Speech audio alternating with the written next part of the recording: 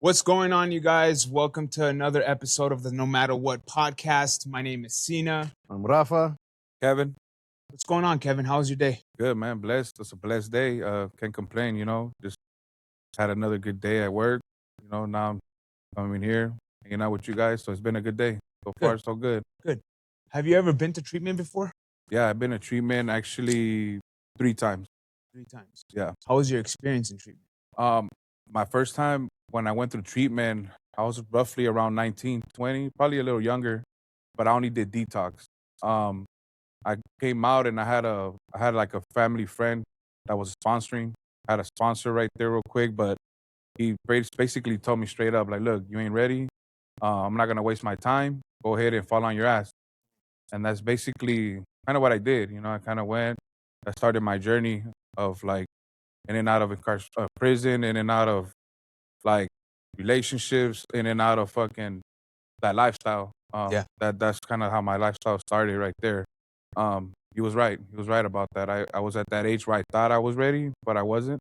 Sure. So that kind of, and it still stuck to me to this day because it's like that kind of was an eye opener for me. I didn't have a lot of cycles of treatment. The second time I went to treatment was when I paroled in 2017. I came out on high control parole.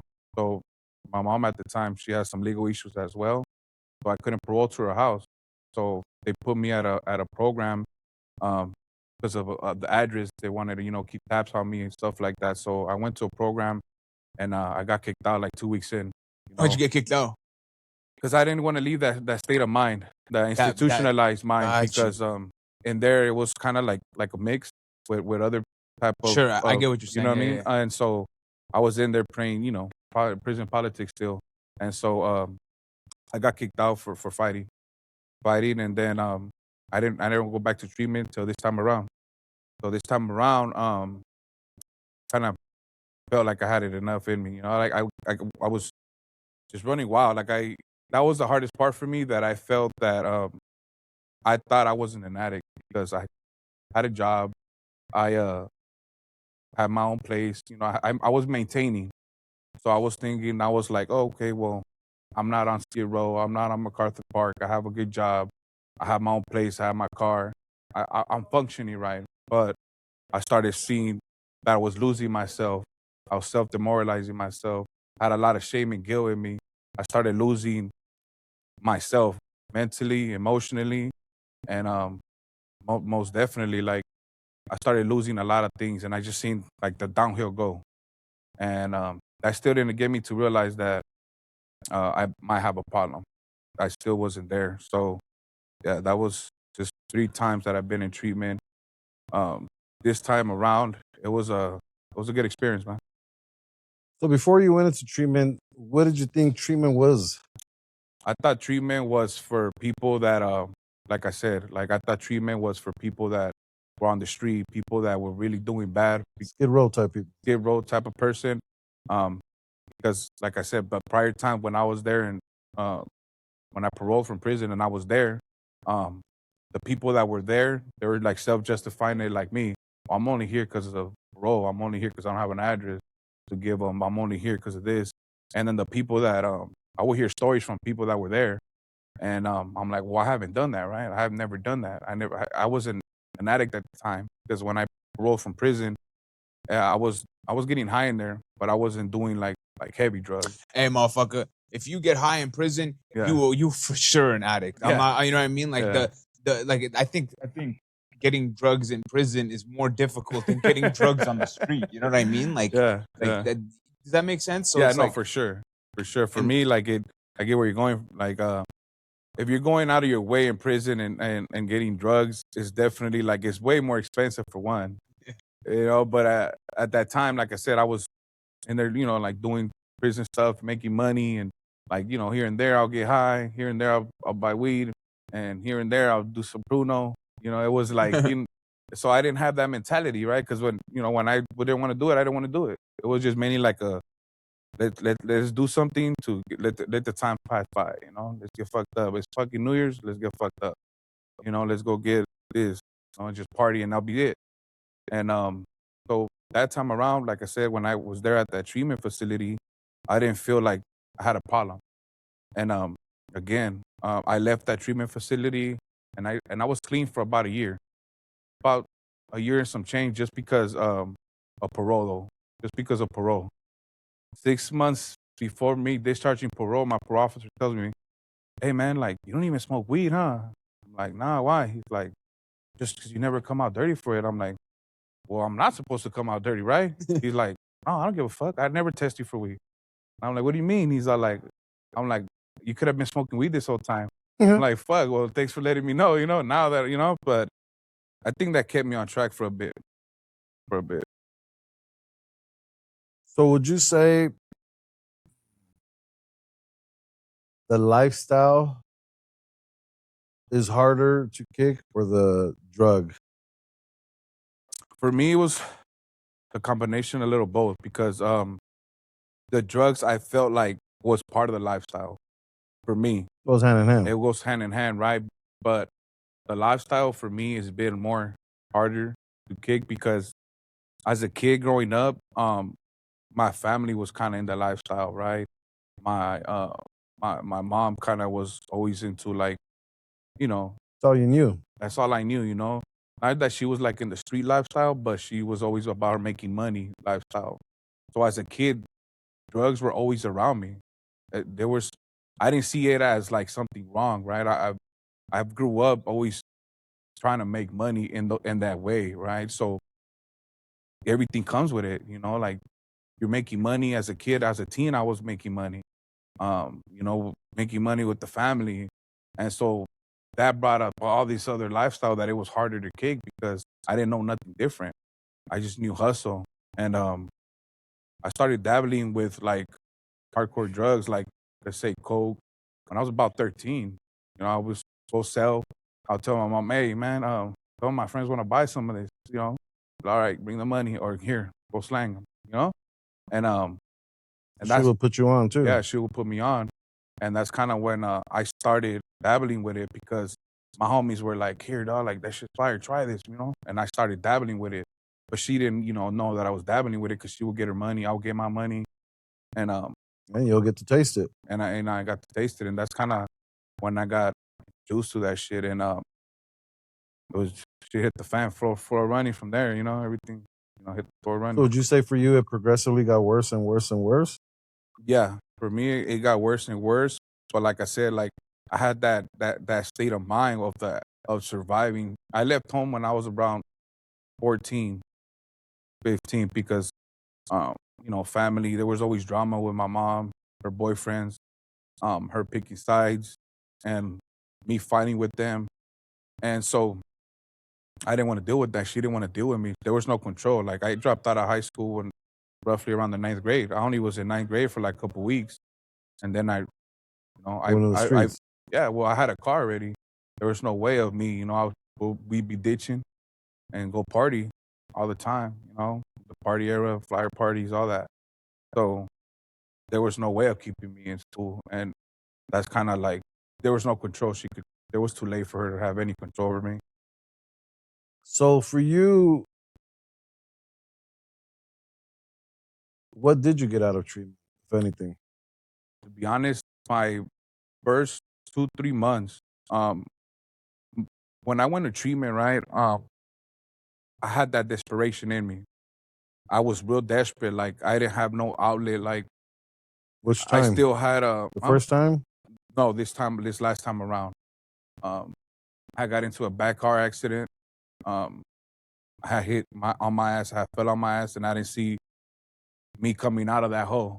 Like I was just desperate to get clean because it had been a couple weeks already that I was home, just stalling time. I detoxed off meth and coke at home by myself. But the way I detoxed it was substituting one for the other, right? So I started drinking a lot, worse and worse. Just I was drinking like I was drinking IPAs and strong malt liquor, like 8 tall cans within like a couple hours, with like a fifth of some vodka. Just chasing the vodka with beer, and because was having strong urges, that desperation to go get high, and So I'm not gonna go get high. I'm gonna fucking keep drinking. keep drinking, right? Because when I would do drugs, it was scary to me, right? Because coke was fine. Like I didn't feel nothing, but obviously like it progresses. The disease progresses. So then I started dabbling with, meth. But Once you met Crystal, it was a wrap. that shit was a different demon. Oh, yeah. And that shit brought something out of me that I didn't know I had in me, right? So like I started seeing myself just losing myself internally, right? Mentally, it got worse and worse. So that's when I kind of noticed that I'm like, damn, it's been a couple years now that I started messing with meth, and You started losing things. started like to the point where like I would be like thinking I'm hallucinating, fucking I wouldn't sleep for weeks, Psychosis. psychosis for a bit, and so that shit's kind of when I noticed, and then my family noticed it. My family noticed it, and so I was like, damn, I'm getting called out on it.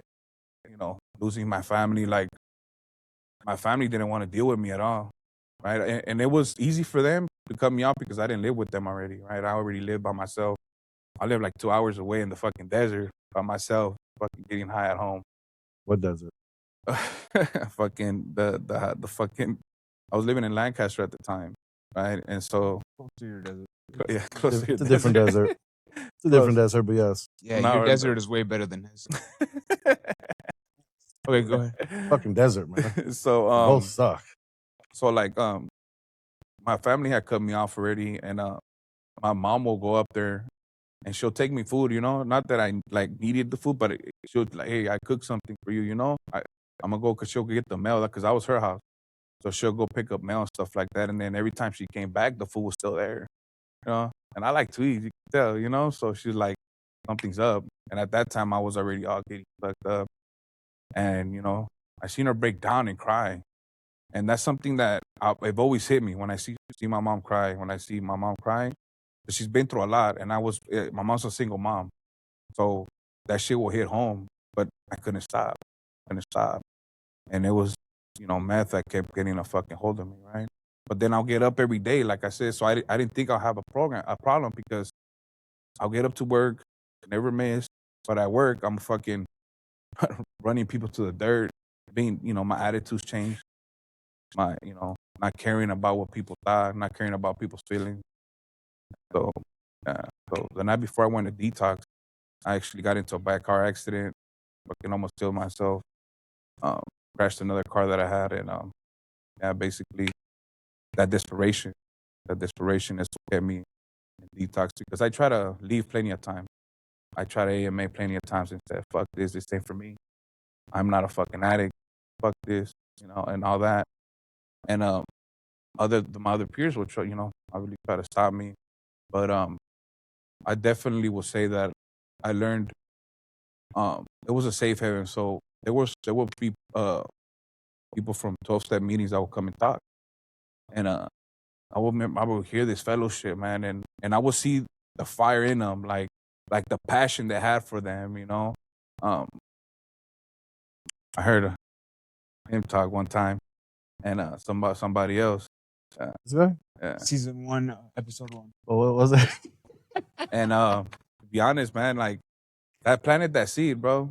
It planted that seed. But that's what's supposed to happen. You know what I Yeah. mean? Like for me specifically, man, I heard the message in a treatment center. Correct. You know what I mean? Yeah. Like people came, from a 12-step fellowship, and they basically planted the seed. Right.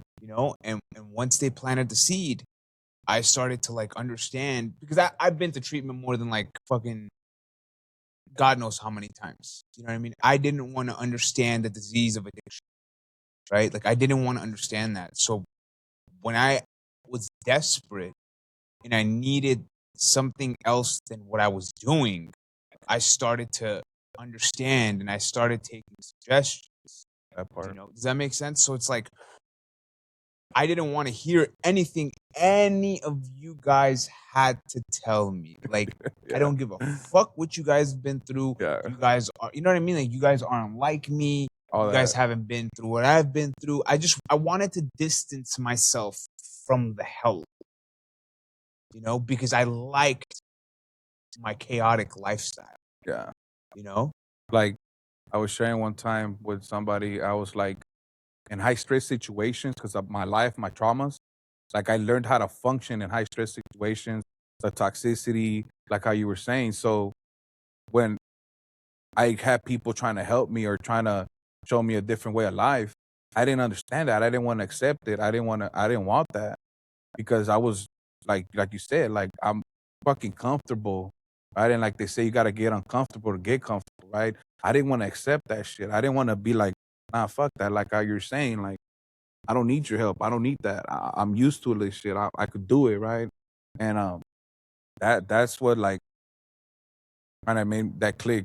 Like when I used to see people come and talk, and I used to hear their stories, right? Like they used to say, "You don't gotta live like this no more. You don't have to live the horrors that we fucking went through, right?" And I'll hear some fucking crazy shit, right? And I'll be like, "Fuck!" Like I thought I had it bad, right? Like this motherfucker went through fucking hell and back, And like when I heard some people talk, I'll be like, "Fuck!"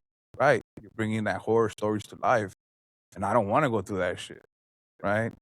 And so what there was there was one of the counselors in treatment, man, and the way when he would run his groups, like he would tear up. Like you could see the passion he had to try to save people's lives and how severe it is, how bad it could be, right? And that's when like little by little, it took me about my first 3 months because when I was in treatment, man, for the people that know, like when the people that work there, man, like I felt bad because I called out staff before. I was running in rooms, fighting in You're a rooms. hothead? I don't believe it. Me too, Yeah. bro. Yeah, like so like you know, like it was bad. So it took me about 2-3 months of So you're saying you were an angry individual. yeah, I've always suffered with anger. I've always been an impulsive person. It's got into as one of the reasons why uh it's impacted my life.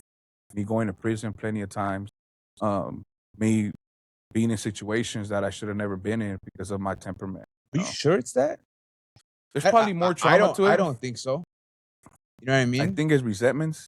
Okay, do you think that it's that was due to your addiction because of your addiction? Because right now, like, you know Yeah. what I mean?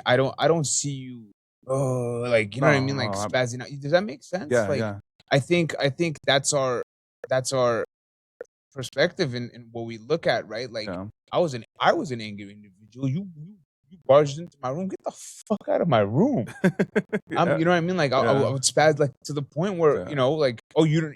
Does that make yeah, sense? So it's yeah, like I don't think that you are an angry individual. I think the disease of addiction, yeah, when you were in your fucking yeah, craziest moments, yeah, it that made it, a yeah. huge part of it. For sure, for sure. Because like for me, um, I remember when I was being younger. When I was younger, my mom would tell me, "Are you high? Are you not high? Are you not drunk? Are you not smoking? Are you not high on drugs?" When I was angry, and that was her telling me like, when you're under the influence of something, that's when you're normal, right? And when like now that I've been clean, um, I love life. Like life is just beautiful. I remember like when I was my addiction, I would make a lot of money, right? And I was making good money and living a good life at times, right? That I thought so. And I always say, man, I wouldn't trade my best days in my addiction, my best days. Yeah, Like when I could say everything's running smooth, programs running smooth, like for one of my worst days now. Like that's how much being clean has brought peace into my life. Like absolutely. joy I feel now. Like we were just talking about it earlier, like having feelings is something that I didn't know I was gonna get, right? And now You I have have that feelings? shit. You have feelings? Yeah, Your sponsor fortunately, doesn't, but yeah, Your like sponsor has a lot of feelings. All yeah, right. yeah. Sponsor's a Pisces. Is He's he? very emotional fuck. You know what? Pisces are emotional Yeah, they motherfuckers, are. though. Add that shit with me. Fuck yeah. That's a whole nother layer right there, dude. I dated a Pisces, so I know. So That's my daughter's mother. She's a Pisces. yeah, we are very emotional and sensitive creatures. Leos. I mean Leos. I don't know what you're I talking about. dated Go Leos ahead, dog. too. Leos are crazy as fuck. You hear that? yeah, Crazy, it's dog. crazy. Yeah. So let's lighten this up a little bit because obviously we know the dark places Yeah. that the disease of addiction takes us. You know, the horrors, like all that, like the psychosis part of methamphetamines, which that was my drug of choice. You know, my first real relationship was with Mary Jane. And then once I met Mary Jane, like she took a back seat to Crystal. You know, and then from there, me and Crystal, you know, it was my girl. But moving it forward now to how life is with you being clean, ain't you? You're coming up on a milestone here. I'm coming up on about a year. Yeah? God willing, It's what is it again? March 10th, I'll have a year. March Uh, 10th. God willing, I'll make it to that date in a couple So weeks. so in that time, what are the things that you did to stay focused on your recovery? Like, because obviously now you see we're here, we're laughing, we're cracking jokes, we could clown. You know, he hits me, I hit him. We laugh, you laugh. You know, it's one of those things. But like, I think for me, one of the best things and one of the things that helped me out the most is the fellowship, For sure. fellowshipping, For sure. having some guys that I could clown with, talk Having shit. some guys that we you can know, go eat Korean barbecue. yes, You know what I KBB mean? is yes. bomb. Korean Korean barbecue. Oh my barbecue. god! On- Yes. On season 1 episode, I forgot which one I was talking about Korean barbecue. It was season 1 episode. Oh yeah, that's your episode. you Not for that the far plug. from here. Bomb. Yeah. We should- So I think for me, one of the fellowships that 12-step fellowship was the commodity, like the love and affection people would bring, right? And like I wasn't used to like strangers coming up to me and You weren't used to men hugging you? nobody, like everybody just like I was on that state of mind where it's like I don't expect love from nobody. I don't, because like from the street, it's like you always think like there's an ulterior motive to things. Like, okay, what do you want from me, type of thing, right? And that's so everybody says that, right? But for me, it was just like I'm not used to this love.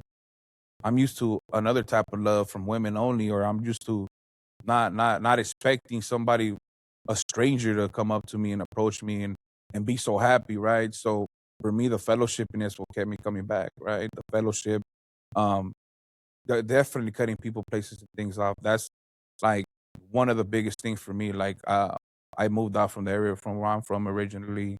Stopped hanging out. I cut everybody off. Like As you should. yeah, As you fucking should. Yeah. You know what I mean? Like yeah, I like we speak about this. Like I don't fuck with people that aren't like-minded like I am.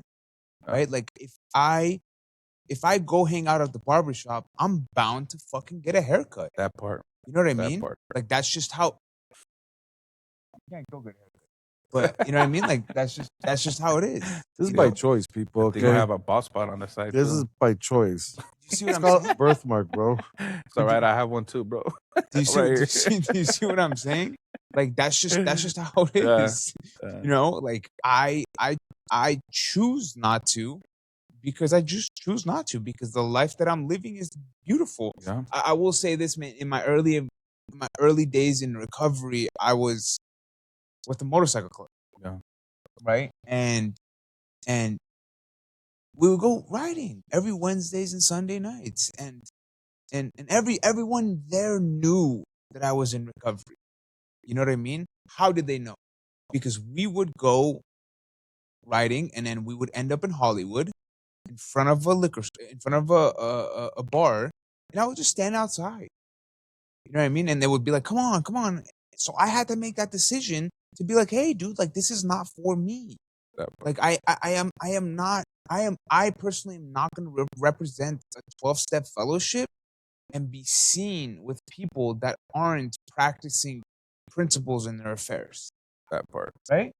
You see what I'm saying? So it's like I choose not to, right? Like I that's my decision. So it's nothing's wrong with that. You know, nothing's wrong with that. You know what? On one of the episodes, you said that Was that episode 1? No, it was not episode 1. Hold on, Damn. stop being self-centered. well, Okay, you said that one of your high school friends called you. Yeah. right? And I It could wasn't relate. No, it wasn't. It was. But And you I wanna could know? relate with You wanna that, know what's right? crazy? Because like when I started getting clean, right, a lot of people. The sad part about it was that some of the people that were getting clean with me at the same time. One of my friends, um, he had a relapse, right, and we were I posted something about one of the places like a convention or something like that, and he started disrespecting me. He started disrespecting what I was doing, and I was like, man, like the disease is manifesting in him, right? And I it hurted me, right? But I was like, you know what, like when I'm doing good, like when I was doing bad, nobody was there, right? And now that I'm doing good, like you guys want to come back and still knock me on what I'm doing, right? And that's why when you said that, I was like, fuck, dude, I don't need to be around people like this. I don't need people in my life like this, right? Because it comes down even to like family. Like, man, if you don't even want to be, if you don't want to see me shine, if you don't want the best for me, if you don't want to see me like this, then I don't need you in my life, right? And so for me, going to meetings, staying in fellowship and sponsorship, all everything that they suggested me to do, I did, and I did it with desperation. Like anytime I go back, I could die, especially like with the drugs they have. Not that they were my drug of choice, but everything that Mixed with drug that shit. is mixed with that shit now, right? And so like I want to live life, the life I never had, I want to have, right? Like I never got to be happy. I've never been like saying like I love people. I've never been thinking people have ulterior motives. Like now I want to like people tell me I need this from like hey, yeah, bro. Like when you do it with love, you're not with expecting something in return, right? And so just like the peace of mind and just learning how to have grace with myself, how to have peace with myself and accepting me for who I am has been one of the hardest things for me, but one of the most peaceful things for me. You know what was the best, one of the most, or one of the first things that attracted me to recovery?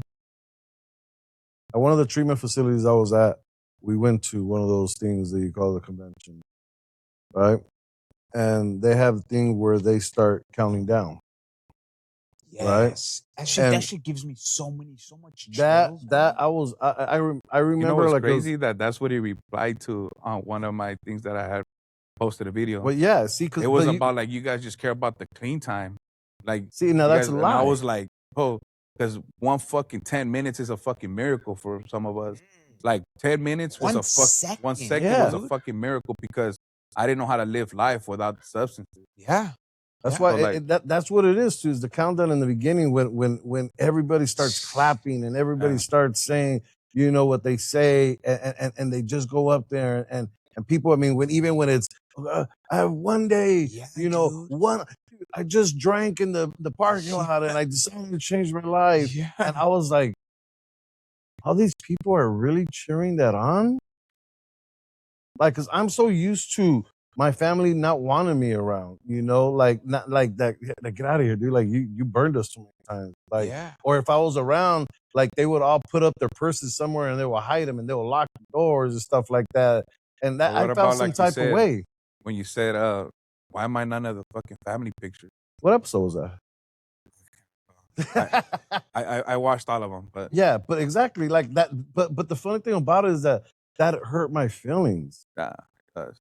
Like that hurt my feelings. And the fact of the matter is that I knew that like she was right, you know, because I was out there doing the most, and Yeah, it's like I couldn't combat that. I couldn't come back with anything like that because yeah, I mean I burned all my bridges, that part. you know. But going back to the magical part of staying clean and fellowshipping, you know, how are things going for you now? I would say, like now the life that I'm living, like I said, it's peaceful, but like I'm actually doing like a same job that I used to give people the headaches, right? Like I work in treatment, right? I never thought that I was gonna be working in treatment, and I love what I do, right? Um, Shit. I mean, it's not the career choice that I chose, right? But I say it's like I feel like my higher power put me there for a reason, right? And I'm just going with it, right? Because now I just live under His will, and I try to embrace that. Like when they say, "Not my will, but His will." Right, and like I try to surrender on a daily basis. On a daily basis, I surrender to the idea of me, just to whatever His will is. Like, and it's easier said than done, right? It's easier said than done. There's days that my sponsor, like, he'll fucking know best. Like there's days that I like my What? disease will kick in, and I wanna like just go and fucking be in a fucking like I shared with him one time. Like, dude, I wish I was just in a fucking hotel, fucking doing my thing all fucking day, and my disease just manifests itself, right? But my life now is just a wonderful thing. Simple. Simple. It's like it's a simple program, right, for dumb people like myself, and like they dumb it down so much, and I overthink because I have a problem of overthinking shit. Nah. I overthink the fucking dumbest things. Just like your sponsor, huh? Go ahead. Yeah. So I overthink everything, right? And I overanalyze shit, right? And but that's just Yeah, my you do. fucking head playing again, right? And and it's so simple now that like life, like I go to sleep in peaceful now. I go to sleep without having like a gun with me all the time. Like I don't live with a gun no more. Like I don't live the life I used to live, right? And I used to fucking carry guns sometimes, and I'll be like, fuck, dude, I don't even know like how, like why. Like obviously I knew what I was getting into, right? But it was just a scary thought because like you feel suicidal sometimes with that shit, right? And now it's like I want to live that life, Yeah. right? Like I said, I want to live the life I never had, right? So for me now, it's a simple lifestyle that I live. I'm do as I'm told sometimes, not all the times. I do my best, bro. 1%. Okay, go ahead. 1%. I do my best, right? But like I work in treatment. I go to school, right? And within this year, I done things that I haven't done in the past fucking 20 years. Yeah. I did that. I was able to accomplish a lot in 1 year. In 1 year, right? And sometimes I'm not enough um acceptance of what I do because I'm like I feel like I could do more, right? Like something clicked in my brain and I'm like, fuck, dude, if I did this in 1 year, I could accomplish a fucking world type attitude, right? But then again, like I feel like that's part of my addiction sometimes of trying to fucking do the most and try to, you know, um, but yeah, I'm going to school. I got a job. I'm happy with what I do. Like like I don't go to work fucking bitter. I don't go to work fucking sour. I might leave at the end of the day fucking stressed the fuck out. But you know what? Like I'm happy, right? I have a loving, caring family, sponsor family, sponsor brothers, uncles. That sponsor family that I have, it's just like it's a wonderful thing to have. It's like my other family that I didn't have, or brothers that the relationship that I didn't have with my brother, right? Me and my brother always had a rough relationship. We really Shit. never Right now, had it. me and my brother have a rough relationship. Like I feel like we never had a relationship, right? And I do wish things get better, but it's with time, right? But it's like I have all that. I have that family that I look forward to every time my home group meetings come up because it's like, man, I like to see everybody. I get to see everybody, not just um some of the brothers at work, but just some like on a daily basis off of work. It's like I enjoy that shit. Yeah. And my sponsor brothers, um, some of them like I was happy to bring some of them around, and they're still around. They're still going through this journey like with me, through this whole journey. You know why? Because they see it in you. They see the attractiveness in you, and they want that. You know what That I mean? part. Like, I will say this. Like, it took a while for me to understand that, hey, maybe it's time for me to take suggestions. Maybe it's Yeah, time for me to do steps. Maybe yeah, it's time for me to practice shit in my life. You know what I yeah, mean? yeah, Because in the beginning, like I only was staying clean because I didn't want to yeah, do my joint suspension. yeah, You know what I mean? Like I that's what I didn't want to do. I knew that after I got off my probation, I'm going right back out. yeah, You know? yeah, But like something was attractive. You know what I yeah. mean? It was So very it started my life started getting better. Like yeah, even with in the first couple of years of my recovery, like I had a lot of no matter what's, yeah, and it was still attractive. Like recovery was very attractive to me, yeah, and I didn't want to give that up to go get high one more time, just so I could test the waters. because I knew if I went and got high, like I wouldn't be here. Sure. You know, and for the viewers that are listening, that you guys think that you guys have another run in you, another hit in you, like this is 2020 fucking 6. Yep. We don't know what individuals are putting into substances that might fucking kill you. So instead of having that, mindset of getting high, why don't you have that mindset of getting fucking help? And it's not that difficult. Like there is multiple resources, that anyone can utilize, with insurance, without insurance, with no insurance. So it's like why not utilize the help? Like it's like if you go to a doctor and the doctor says you have fucking cancer and you need chemo, you're gonna fucking do chemo. Like it's not. But yet we refuse that help because we know what's best for our lives. Right? Yeah. So it's like why not make that decision to make that fucking change to better your life for the better? Yeah. That's basically what it is. For me, sometimes like they say, like, "Oh, just do whatever you want." Like, "Oh, what do you want to do?"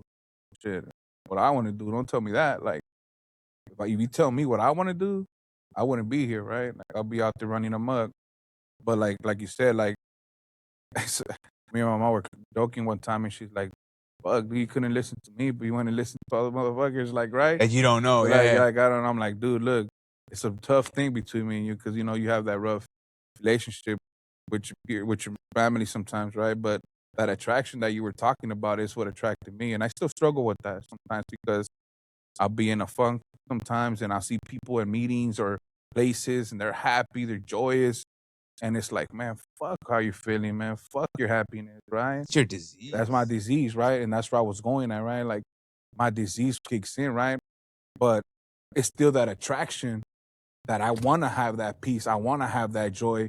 I want to have all that. And that's what kept me coming back. That attraction. And like that, no matter what, it's like, no matter fucking what, like I'm not going to pick up. I could be having a fucked up day, a stressful day. Like there's times that I want to fucking, my disease kicks me right where I suffer with my sexual deviance, right? And my sexual deviance people will be like, "Oh shit, you wanna remember you used to fucking get in a hotel and do all this sexual shit, fuck around and just fuck for hours and all that shit, right?" But I'd be like, man, fuck that, no matter what, right? Like no matter what, I'm not gonna pick up because like you said, it's 2026. Now we don't know what the fuck the drugs are, right? And I'm blessed to make it to my age, man. I'm like to make it to my age, and still using, right? Like I would say to the viewers that are young, it's like I wish I would have got clean at a younger age to do the most I can. Because if I was to ever got clean like in my 20s, like I would have thought like, fuck, who knows where I would be, right? If I done this much in a year, in my fucking 30s, mid 30s, and I done this much in a year, what would I have been or what would I have done if I would have got clean in my 20s, right? And I had to fucking I had to go through what I went through to have that peace and be grateful, right? Be grateful that I made it to my age. It's like me and my sponsor started telling me about my making a gratitude list, right? And I started writing it, right? And I'm like, damn, I'm not even grateful for the shit that I have here sometimes. And it's simple, right? It's just simple little things. Like I'm grateful to wake up. I'm grateful to have a job. I'm grateful that I have my family still in my life. I'm grateful to have my mom, right? It's still on the team and my family back. Like little simple things, right? And I try to break it down even more. Like, hey, why are you grateful you have your mom? Like, why? Because, and I try to get all in depth. Like I overanalyze shit still, right? But it's like, man, if you could get clean now, it's like in your early 20s or as soon as possible, like you don't have to go through the fucking hell some of us went through, you know? Like, why would you want to live through that? Like, just to have experiences. Like, that's not something you could just sit here and brag about. Like, oh, well, I got clean in my 30s, 40s, so I have more experience than you. I went through this. Oh, it's like, fuck. That doesn't mean nothing. It just means that I was more fucking dumb and didn't get clean soon enough. Yeah, it even says it in our literature. Yeah, It's the program of attraction rather than promotion. yeah, You know, and I wanna, cause this is something I've been thinking about, and is just like when we say, oh, we don't want, like, I we don't want nothing from anybody. Of course we don't, right? But when we go to meetings, right, and I see somebody over there that's, being a hoe, or doing this and doing that and doing something that you're not okay with, yeah, of course you don't want nothing from that. But when you see the old timers that are over there, doing the thing, they're laughing, they're having a good time, you know, they got their shit together, they got their life together, they got a job, they got this, they got that. You're like, oh fuck, that's what I want, Yeah. you know, like I want that. Like it's a beautiful thing to go to meetings and see people that are like minded, and that you want to be like when you grow up. Because in the streets, it's the same thing. Yeah. Growing up in the streets, I saw the homie with the Rego and, chilling with some datings and, bumping and, slanging and doing that. I was like, Yeah. I want to be like that. It's the Yeah. same shit in the meetings, man. It's Yeah. the same shit. Your predecessors, or like they call it, so-called big homies. Yeah. Like, And it's funny, right now you just said earlier, you started saying,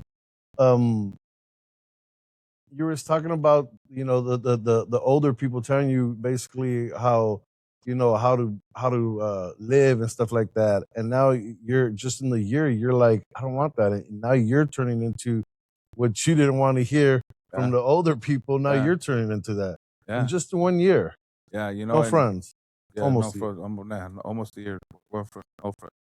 But yeah, and like for me, it's like now I understand them, right? And when I share with people, even when I do it at work, right? And I say it, right, like you said, the attraction, not promotion, but I say it because, like, some of the people that I work with, I say it because, like, I'm experiencing that now. Like, I was there out there at one point where I didn't want to hear suggestions. I didn't want to see that. But, like, that attraction of them seeing the peaceful and the happiness in them, and even the simplicity of life, right? Ooh. Like, forget about the materialistic things, right? Forget about the jobs. Forget about anything they got going. They could be rolling in a bucket. But, like, the type of individuals that are a characteristic that they have is like something you seek, and that's what that's it's still attractive, right? I used to hear this a lot back in the days. It's keep it simple, stupid. Yeah, it's simple, stupid. You know, sponsorship, man. Yeah, That is It's a heartbeat. the heartbeat. Yeah. yeah, That's the heartbeat yeah, I got you. of the 12 steps program. You know what I mean? Like I like I love my fucking sponsor. yeah, Like that man is one attractive individual, and not attractive in that way, in other ways. Like he has a beautiful family. You know what I mean? Like he has a beautiful life. He has peace. that part. He has, you know, just everything that's like, I don't know, man. Like he is one guy that I look at like my father. You know what I mean? Like I don't really have a relationship with my father. You know what I mean? But like he is my sponsor, is my sponsor and my father. Like when I was gonna propose to my wife, man, like he had to like walk me through it, because like I didn't know what the fuck I was doing. I said, do I need to get down on one knee? Yeah, You know what I mean? Like I didn't know, yeah, and he walked me through it, just like how he has walked me through a lot of fucking no matter what. Like he would basically, I don't know, man. I get teary when I talk about him, because like he has saved my life from a bunch of suicidal thoughts. You know what I mean? Like just because we get clean doesn't mean that we don't have these kind of thoughts. You of know what I course mean? not. Like I might not have the means to do it, but like I have thoughts. I have these Sure. feelings. I have those emotions, and like sometimes shit gets stressful. you know, and I know a lot of people don't say this, but like using isn't an option for me, you know, and and and and and that's just how it is. But like for someone to like sit there while having two kids and a wife and talk me out of a crisis, you know what I mean? Instead of spending time with his family, that means the world. Sure. You know what I mean? My drug dealer wouldn't have done that shit to me. My using buddies wouldn't have done that shit to me. You know what I Right. mean? So it's like why like goes back to what we were talking about. Why the fuck am I gonna have these individuals in my Yeah. life? Correct. You know, and that's just fucking how it is. Funny you guys say that because just this morning I was listening to a podcast and they were sharing about fathers, right? And I didn't grow up with a father either, right? And sometimes like my father was an addict too. And and I always thought like, you know what, like I want to make peace. I want to build that foundation again with him. Like I want to have that relationship with him, right? And I didn't get to do that, right? Like I ran from him the whole time, like just like building my resentments, right? Like expectations became resentments, right? Because you think like, oh, you're my father, I expect this shit from you, right? And it didn't happen, right? And it built resentments, right? And now that I don't really know where he's at, I don't know nothing about him. I don't know if he's dead or alive. And now that I'm clean, like I want that, right? But it's like I'm at peace with it because sometimes, like how you were saying, like I might bug my sponsor, but like I'm starting to see that like as a father figure, you're like, you know what, like fuck it. Sometimes you gotta walk me like a kid.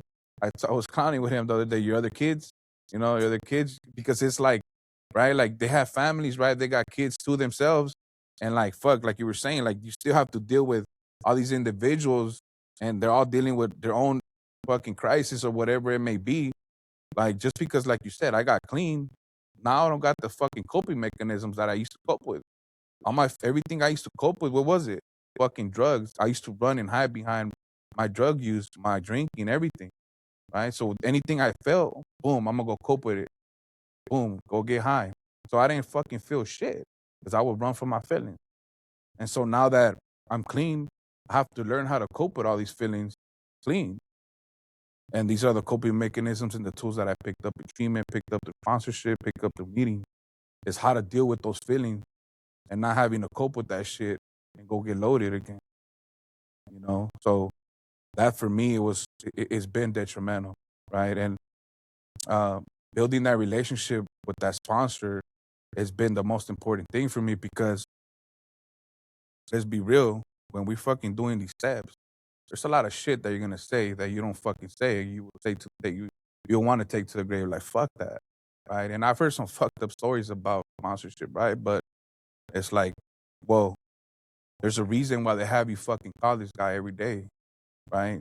To build that relationship and learn how to call when you fucking go through it, right? Because if you don't build that relationship, I had that part where I didn't build a relationship with a sponsor. And this person was too as fuck knowledgeable person, but it was my fault because I didn't call every day. I didn't build that relationship with that person. So there was a void there, right? That I couldn't be like, well, fuck, dude, I'm gonna call you, you know, I don't know you, right? And so now the sponsor I have now, man, it's just a different thing. And it's just like another reality check. Like, man, this shit does work. Keep coming back. Keep coming back. That shit does work. Because the person that I am now, for the people that know me, know that I've never been like this, right? Like, you might say I was a fucking scumbag, right? Or a fucking this and that, right?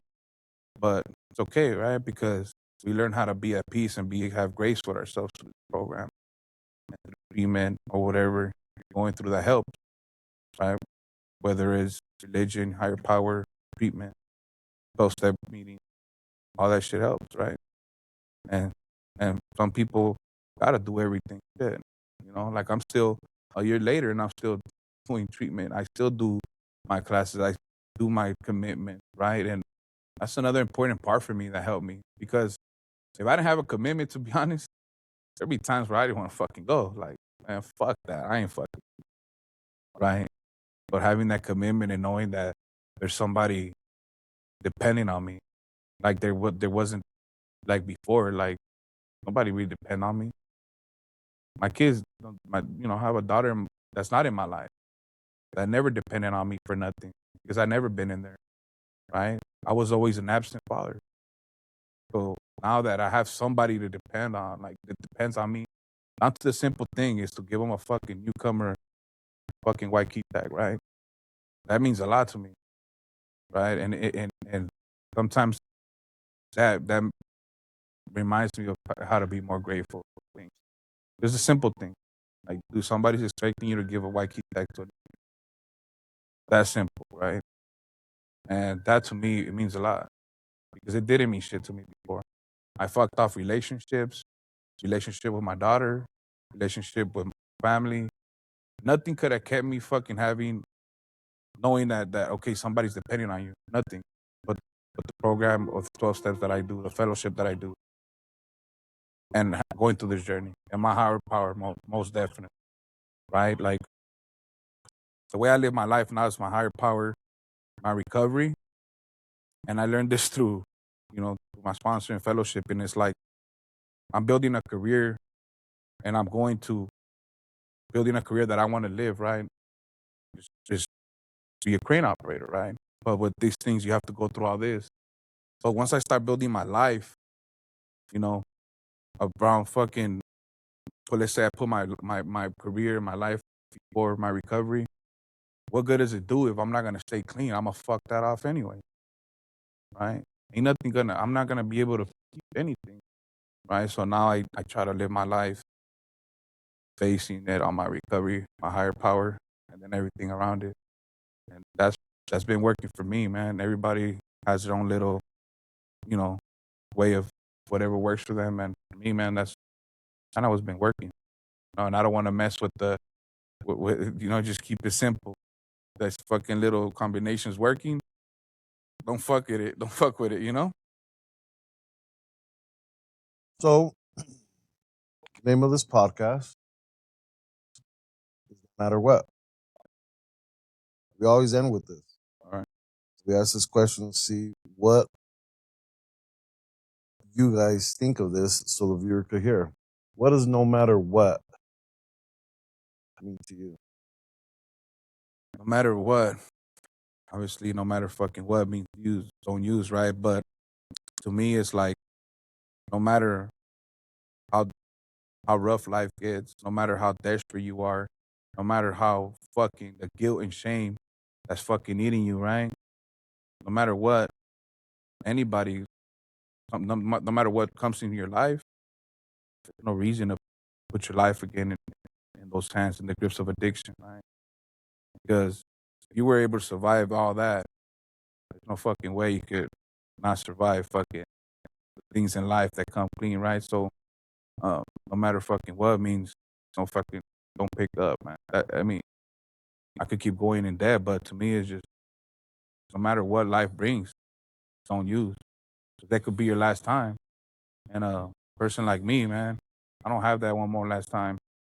And it's been a proof in the pudding that I almost died before going to detox.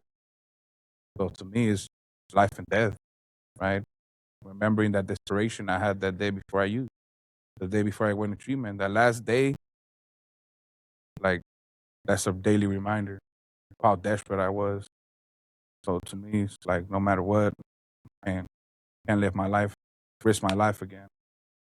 You know, Um, it's an honor and a privilege to have you on this podcast, brother. thank you. Same goal. You know, our, our the way I met you was at a, 12-step meeting while I was sharing, and At a panel, actually. yeah, Panel. and I'm beyond grateful that we met, and I'm beyond grateful that our paths have crossed. You know what I mean? Like every Mondays we go to Korean barbecue. Yeah, I wish. Um, but I appreciate you and I love you, man. I love you and I do appreciate you coming out on this podcast. I appreciate. It's been an honor for me too for you guys inviting me and having me share my story. I love you guys. You guys are part of my family. Monty family, and you guys have played a big role in my life. As simple as it is, you guys see me coming back. Yeah. Well, I love you guys, man. Thank you. For the viewers, if you or your loved one are struggling, there are links down in the description. Please feel free to call them.